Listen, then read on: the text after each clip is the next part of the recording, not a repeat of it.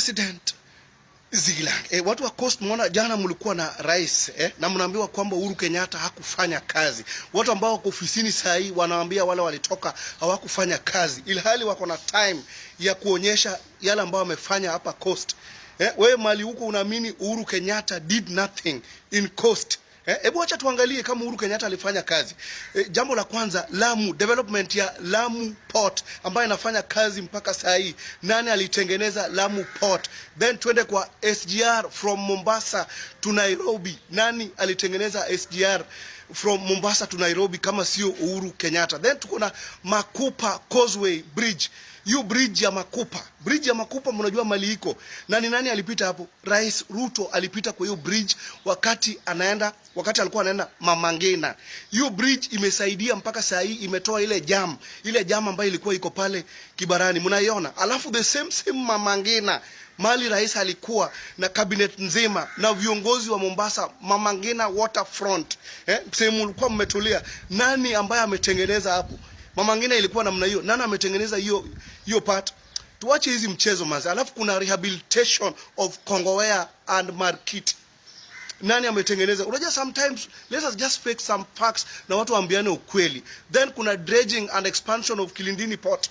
Dredging and expansion of Kilindini Port. Nani ametengeneza? Tuambiane ukweli. Hadi container terminal, hadi Kipevu oil terminal. Nani ametengeneza hivi?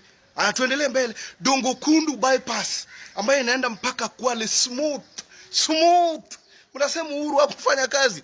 Dongo Kundu mpaka saa hii mtu anaweza toka Likoni, mtu anaweza toka Kwale direct akienda Nairobi bila kuvuka peri. Alafu mnasema Uhuru Kenyatta hakufanya kazi. Kuna hii Malindi, hii barabara ya Malindi Salah Gate. Hiyo barabara ya Salah Gate Road nani ametengeneza? Na inaenda mpaka Mariakani, inaenda mpaka Bamba Roads. Uhuru hakutengeneza hiyo. Turudi Likoni. Waitiki land ilikuwa settled na nani? Likoni, Waitiki land ilikuwa settled na nani? Alafu Uhuru Kenyatta akapatia floating bridge ambayo iliwashinda kumanage mpaka leo. Watu walikuwa wanavuka na mguu pale.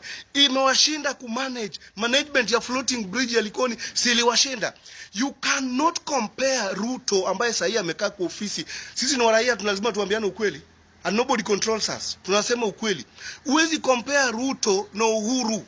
Uhuru at least hii miaka 5 projects za Uhuru ndio tunaona. We have seen nothing. We stay in Coast, tunakaa hapa Mombasa. Wakati hizi projects zinafanywa, watu tunaziona. Comparing Ruto na Uhuru ni ndoto ya mchana. Sisi tunawaambia ukweli. Hii team kazi yao ni kushout. Let us not shout tukipoint Uhuru.